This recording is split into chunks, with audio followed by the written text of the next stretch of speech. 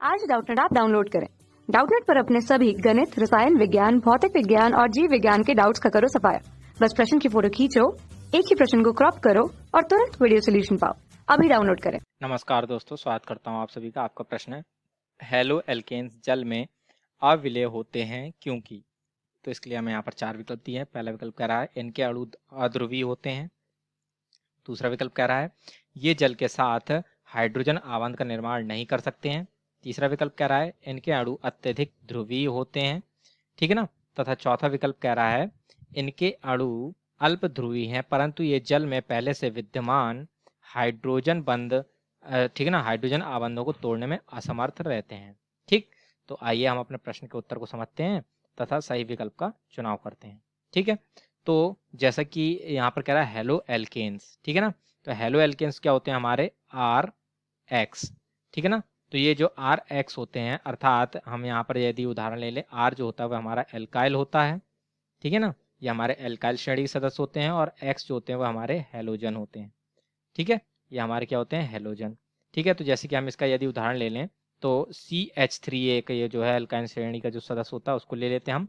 तो यहाँ पर हम ले लेते हैं CH3, ठीक है ना, CH3Cl, ठीक है ना। तो जो CH3Cl होता है, ठीक है ना, तो इसमें जो ये कार्बन है ये इसकी 3 संयोजकताएं जो है वो हमारे हाइड्रोजन के द्वारा पूर्ण हो रही हैं, ठीक है। और एक जो संयोजकता है वो हमारी क्लोरीन के द्वारा पूर्ण हो रही है, ठीक है। तो जैसे कि हम जानते हैं क्लोरीन की जो विद्युत ऋणात्मकता होती है वह अधिक होती है, ठीक है, जिसके कारण से ये क्लोरीन जो होता है वह इलेक्ट्रॉन घनत्व को अपनी ओर आकर्षित कर लेता है, जिसके कारण इस पर जो है वह आंशिक ऋणावेश आ जाता है और कार्बन पर जो है वह आंशिक धनावेश आ जाता है, ठीक है। तो इससे ये तो स्पष्ट हो गया कि जो हमारे हेलोजन होते हैं, वो हेलो एल्केन जो होते हैं वे हमारे आंशिक रूप से ध्रुवीय होते हैं, ठीक है, आंशिक ध्रुवीय तो ये होते हैं, ठीक है।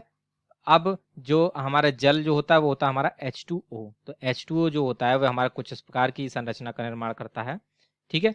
तो इसमें जो ये हमारे यहाँ पर ये जो हाइड्रोजन जो जब ये H2O के जो अणु होते हैं वे जो है आपस में हमारे एक हाइड्रोजन बंध का निर्माण करते हैं। यानी कि जैसे कि हम H2O के 2 अणु ले लें, ठीक है ना, तो ये जो ऑक्सीजन होगा ये अब हमारे इस हाइड्रोजन के साथ जो है वे हाइड्रोजन बंध का निर्माण कर रहा होगा, ठीक है।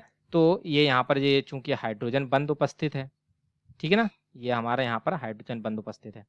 तो ये इसमें क्या होता है कि जो एल्किल हैलाइड होते हैं, ठीक है ना, तो एल्किल हैलाइड में ये जो कार्बन और ये हैलोजन के मध्य जो बनने वाला बंध होता है, इनके टूटने से इतनी ऊर्जा उत्पन्न नहीं होती है कि वे जल में पहले से बन रहे हाइड्रोजन बंध को तोड़ पाएं, ठीक है ना। क्या समझ में आया इससे कि ये जो एल्किल हैलाइड में जो हमारे कार्बन और हैलोजन के मध्य जो बंध बनता है उसके टूटने से इतनी ऊर्जा उत्पन्न नहीं होती कि वह हमारे जो जल में बन रहे पहले से बन रहे हाइड्रोजन बंध को तोड़ पाए, ठीक है। तो इस कारण से न ये जो हमारा हाइड्रोजन बंध है जल के अणुओं के मध्य वो नहीं टूटेगा, तो ये हमारा जो एल्किल हैलाइड है ये हमारा जल में विलय नहीं होगा, क्योंकि हमारे नए बंध बनेंगे नहीं। यानी कि जो हमारा एल्किल हैलाइड है, ठीक है, ये हमारे जो है जल के अणुओं के साथ संयोग कर नहीं पाएगा, ठीक है, जिसके कारण से ये जो है जल में विलय नहीं होगा, ठीक है। तो इसको हम लिख लेते हैं, चूंकि जो हमारे ये एल्किल हैलाइड है यानी कि RX, ठीक है ना, जल के अणुओं के साथ जल के अणुओं के साथ, ठीक है ना, के साथ हाइड्रोजन बंध का निर्माण नहीं करता, ठीक है, हाइड्रोजन बंध का निर्माण, ठीक है ना, हाइड्रोजन बंध का निर्माण नहीं करता, ठीक है ना, हाइड्रोजन बंध का निर्माण नहीं करता है तथा एल्किल तथा हैलाइड, ठीक है ना, या हम कहें कार्बन और हैलोजन के मध्य बने बंध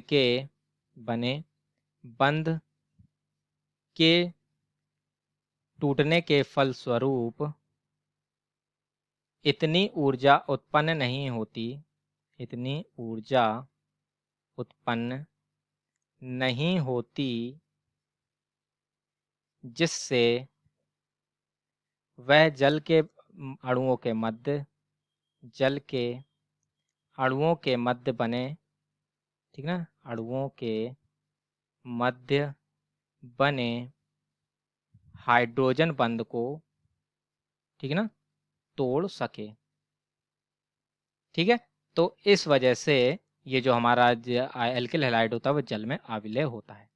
इसलिए RX यानी कि एल्किल हैलाइड, ठीक है ना, एल्किल हैलाइड जल में अविलेय होते हैं, जल में अविलेय होते हैं, ठीक है ना। तो इस प्रकार से ये हमारा स्पष्ट हो गया कि ये जो हमारे एल्किल हैलाइड हैं वे जल में अविलेय क्यों होते हैं, ठीक है। तो अतः अब हम अपने सही विकल्प का चुनाव करते हैं, ठीक है। तो जैसा कि हम यहाँ पर देखें तो पहले विकल्प में हमें दिया है कि इनके अणु अध्रुवीय हैं, ये तो गलत है चूंकि हमने देखा कि एल्किल हैलाइड जो है वह आंशिक रूप से ध्रुवीय होता है, ठीक है। तो ये पहला विकल्प तो गलत हो गया। दूसरा विकल्प क्या दिया, ये जल के साथ हाइड्रोजन आबंध का निर्माण नहीं कर सकते हैं, तो ये हमने देखा था कि हाइड्रोजन बंध का निर्माण जो है वह नहीं करते हैं, ठीक है। जैसा कि यहाँ लिखा भी है कि एल्किल हैलाइड जल के अणुओं के साथ हाइड्रोजन बंध का निर्माण नहीं कर सकते हैं, ठीक है। तो दूसरा विकल्प तो सही है, ठीक है। तथा तीसरा क्या कह रहा है, इनके अणु अत्यधिक ध्रुवीय होते हैं, यह भी गलत है चूंकि ये हमारे आंशिक रूप से जो है केवल हमारे ध्रुवीय होते हैं एल्किल हैलाइड, ठीक है। तथा चौथा विकल्प जैसे कह रहा है कि इनके अणु जो है वे अल्प ध्रुवीय हैं परंतु ये जल में पहले से विद्यमान हाइड्रोजन आबंधों को तोड़ने में असमर्थ रहते हैं, ठीक है। तो यही जो है हमारे जो है ये मुख्य कारण है जिसके कारण ये हमारे हैलो एल्केन है वे जल में अविलेय होते हैं, ठीक है, जैसे कि हमने देखा था, ठीक। तो इस प्रकार से जो विकल्प नंबर 4 है वह भी हमारे प्रश्न का सही उत्तर होगा, ठीक है। तो अतः जो विकल्प नंबर 2 है और विकल्प नंबर 4 जो है वे हमारे प्रश्न के सही उत्तर होंगे, ठीक है। तो इस प्रकार से हमारे प्रश्न का उत्तर पूर्ण होता है। आशा करता हूँ आप सभी को उत्तर समझ में आया होगा। धन्यवाद। कक्षा 6वीं से 12वीं से लेकर नीट, IIT, JEE वो एडवांस के लेवल तक 1 करोड़ से ज्यादा छात्रों का भरोसा। आज ही डाउनलोड करें डाउटनेट ऐप या व्हाट्सएप करें अपने सारे डाउट्स 8400 400 400 पर।